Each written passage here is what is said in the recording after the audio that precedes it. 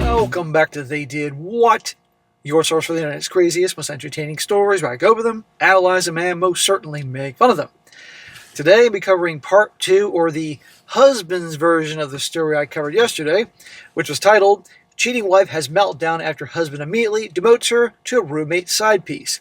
And as a brief recap, even though, I did the video yesterday, that was about the wife who, after 5 years of marriage to her husband, basically got busted that she, when they first started dating, when they were actually in an exclusive relationship, not dating, exclusive boyfriend-girlfriend, she was cheating on him with a coworker.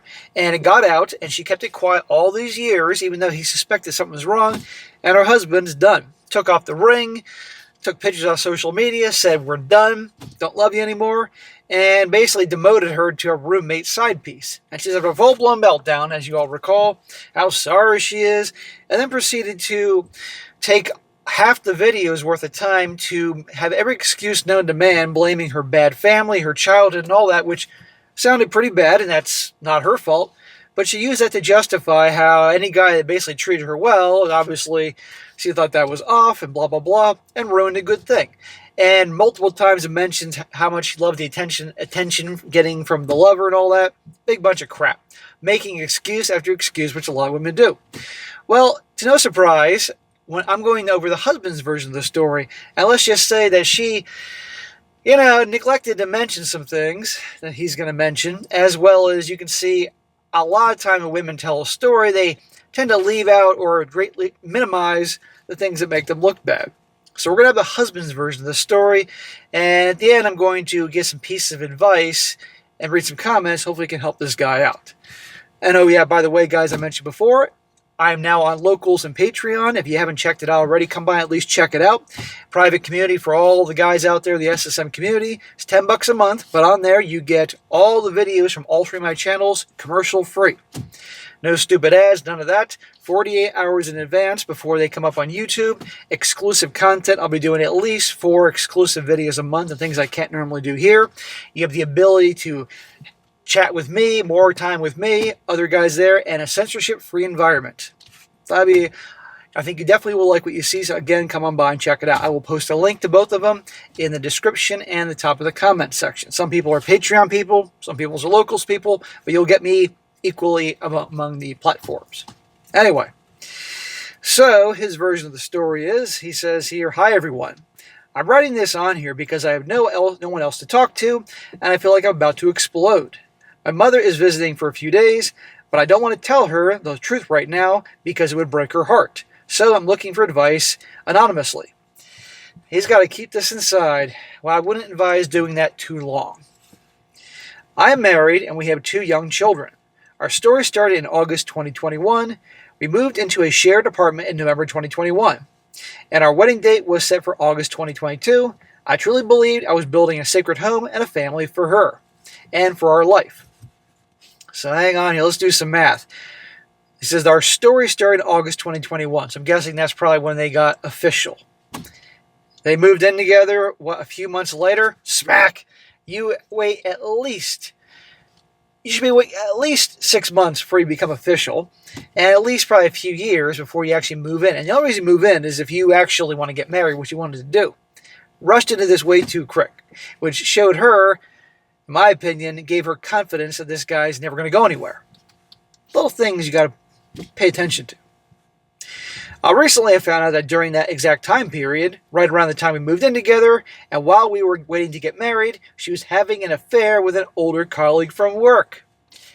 She didn't mention that in her story. You guys didn't hear that they were moved in together when she was having an affair with her coworker. She made out to be like, "Oh, we became exclusive 1 week, and I was still sleeping with the guy, but nothing too serious."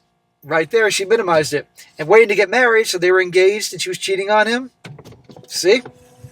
Totally different version when you get the guy's part of the story here. And it wasn't just a one-time thing. The worst part is that for years, she acted like a moral compass. Loudly judging people who cheat, and I blindly trusted her. Really? She's the one that's expressing her views and disdain and disgust for people that cheat. Meanwhile, you know? I've been dragging the truth out of her bit by bit, trickle truth for days. First, she said it was just flirting. Then, just texting. Then, just oral in the car. Until finally, under the pressure of evidence, she confessed that they went all the way and had a full-blown affair. You know, if she's going to reach the point of saying oral in the car, you might as well just go all the way and say everything else, because that's, pretty freaking bad, All that, and yeah, it wasn't some just one-time thing that it sounded like she was making that to be in her version of the story. This is a full-blown affair going on while they're living together, engaged. I was there by her side through every single labor, holding her hand and supporting her in absolutely everything. Because of this stress, the lying, and the internal hell that I'm going through, I've completely destroyed myself. I've gained over 65 pounds, 30 kilograms, neglected myself, my blood pressure is skyrocketing, and I feel like my heart is going to fail me. Dude, that's terrible. This guy needs some serious help. His health is in jeopardy. 65 pounds is no joke. If he's 6'5", okay, that's not as bad as if he was 5'5", but still it ain't good. And the blood pressure and all that, yeah, I mean, it's understandable. I feel indescribable physical disgust towards her. Last night I took off my wedding ring and archived all the shared photos. I don't blame him. She is crying nonstop now, shocker. Panicking because she sees that she's losing control. Well, that's what they do when they lose control. She keeps sending me texts saying things like, I love you, even though I'm a piece of crap. Please don't leave me, and begging us to go somewhere alone. I'm not responding to her at all. I've reduced our communication to the mechanical minimum for the sake of the children. In other words, he's grey rocking her. She is nothing more than a roommate, and if he stayed with her, probably a side piece. See? There you go. The reality is, I mean, this guy's whole life is turned upside down, and it really is a shame. But you know what? If there's a silver lining, I always try to find one. At least the children are super young. But you can't stay in a marriage like this. It's never going to work. I want to be there for my children. They are my entire world. But I don't know how to survive this level of duplicity. Every time I look at her, all I see is 5 years of lies. I'm trying to focus on my work and daily responsibilities, but I have no strength left for anything. Dude, nobody can blame you for going through all this, but all guys have strength that they have no idea they have. Reserves of strength to get through the hardships, because that's what a man does, even though this is a horrible thing that happened to him. But he'll be there. If he can't stay strong for himself, stay strong for the kids. I'll give you a new motivation to press forward. I'm asking for advice, especially for men who've been through a similar hell. No shortage of that on Reddit. He has questions. He says, number one, is there any point in trying to save a marriage after this much lying and the fact that everything was built on false foundation? Well, no, but I'll get back to that. 2, how do I protect my health and find myself again? This extra weight is suffocating me. I have no energy. 3, how do I stay normal, stable father for 2 toddlers while my stomach is turning? Number 4, how do custody and divorce procedures usually work in these situations when the apartment is under both names? So this guy's on Reddit looking for help and making it clear. Notice he's not making any excuses or anything. Like her whole thing is full of excuses and blah, blah, blah. So I'm going to respond to his questions here because he's looking for help, and then I'm going to read a bunch of comments. And what's cool is the comment section, there ain't nobody trying to twist it around some way, somehow put it on him. They're all out there to help him. But there's a common theme of what everybody's saying here. To answer his first question, he says, any point in trying to save the marriage after this much lying and the fact that everything was built on false foundation? No, there is no point in trying to save the marriage, but ultimately it's up to him. I mean, I can say things to him blue in the face. He's going to do what he has to do what's best for him. But it's his marriage and his life. But this is never going to stop bothering him. He is always going to be thinking about that. Every time that she's on her phone, he's going to be thinking about, is she talking to some other dude or chick? You never know. Every time that she's out saying she's at a work function or staying late or I don't know what, or coming home, you get the point. He is going to be wondering. Every time she may hang out with her friends, which not a good idea, he's going to be wondering. That's the hell that'll be, and it's not worth it. And I might add is that the kids are young. The kids are young now to make the divorce a lot smoother than they were teenagers and hormonal and emotional. But do you really want the kids to grow up in an environment like this? It's never going to change. And I gotta be honest here, I think she's more sorry that she got caught than actually that she hurt this guy, because she claimed how much she feels bad for him and everything like that. But remember, she kept this quiet for the whole time. She could have told him, but she didn't do it because she was selfish, Yeah, I mean, seriously. The whole foundation of their marriage is on a lie. Second question, he says, how do I protect my health and find myself again? This extra weight is suffocating me and I have no idea, or no energy. Well, I'd say the first thing he needs to do is go back to eating the way he used to. I'm probably guessing he's been eating a lot more junk food, obviously, drinking alcohol to make himself feel better, no exercise. He's got to go back to eating, I'm assuming, vastly healthier than before. So that means he's been eating all this garbage all the time. Time to go back to eating things like grilled chicken, clean food, vegetables, salads, drinking water, cut out the booze.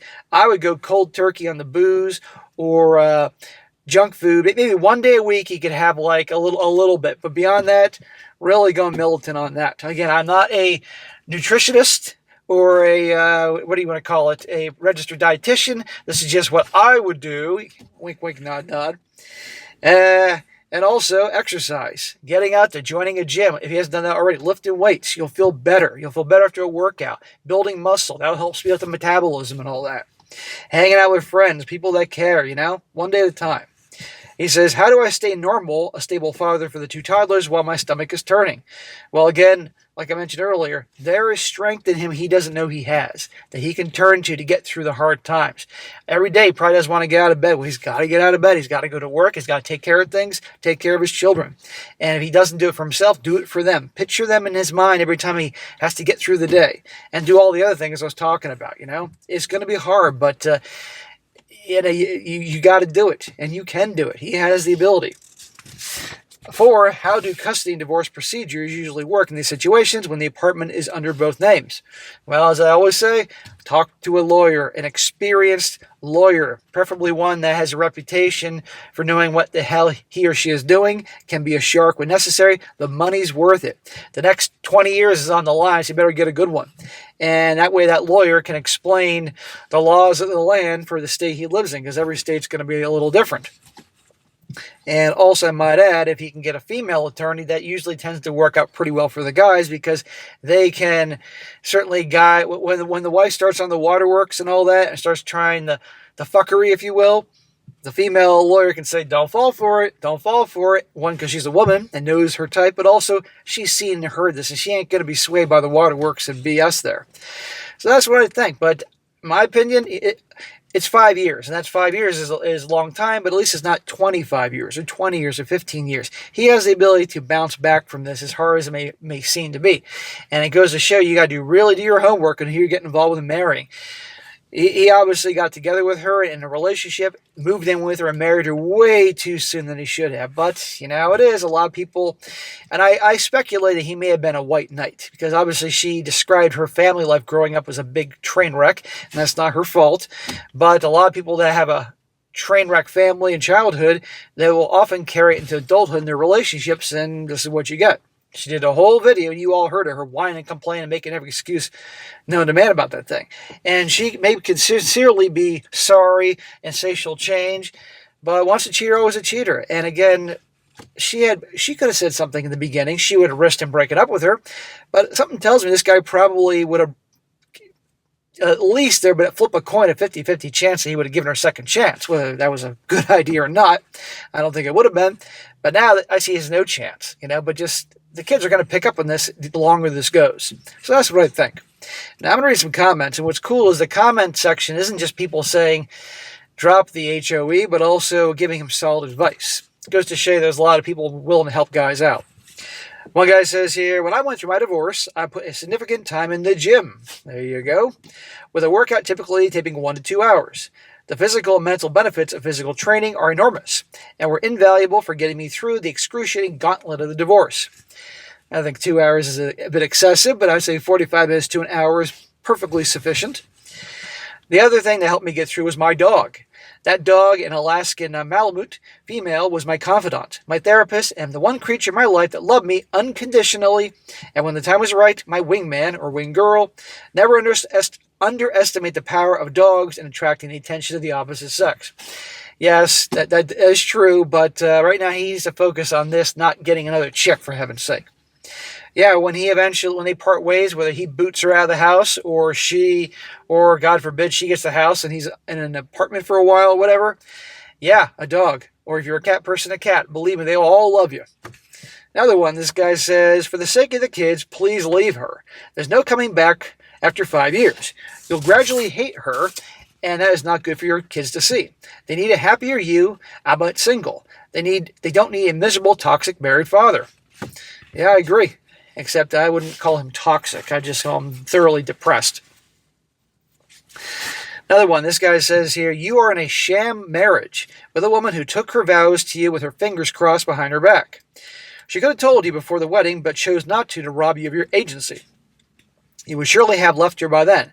She didn't say anything because you were a more presentable option, but she simply had to have that older coworker despicable. I hope you know this is not your fault, nor a reflection on you. You should tell your mother and others close to you. Keeping it in to protect her will slowly eat you away. You need support because you're blameless in this situation. You need support because this is the hardest thing you'll ever have to face that isn't a death of someone else. It is a metaphorical death of everyone and everything you thought you knew, a metaphorical death of your safe space and hopes for the future. Talk to a lawyer, see a personal trainer, get a separation in place. You need time away from her to process. You should also consider individual therapy if you haven't already. I think it'll definitely help. Yeah, he must control the narrative because otherwise she will. And I said in that other video yesterday, if she really is sorry, she really means what she's saying and all that, then what she could do is give him amicable divorce. Give him space, and when he wants a divorce, give him amicable divorce. Will that happen? Who knows? Will she leave and find her own place? We'll see about that. But he needs to control the narrative, because otherwise, she will. Guaranteed. So guys, there you go. That's the guy's version that he's really suffering, and let me tell you, it's a lot, like I said, a lot worse than what she made out to be. Again, she didn't say anything about her affair going on when they were now living together, or when they were actually, as he said, waiting to get married. Translation, engaged. Didn't mention that part, amongst other things I just can't think of right now. So guys, I will wait and see if there's any more updates here. But again, good Lord. All right, guys, that's it for today. Be sure to comment down below. Let me know what you think about this. Be sure to like the video, share it with your friends, and subscribe. And I'll catch you next time.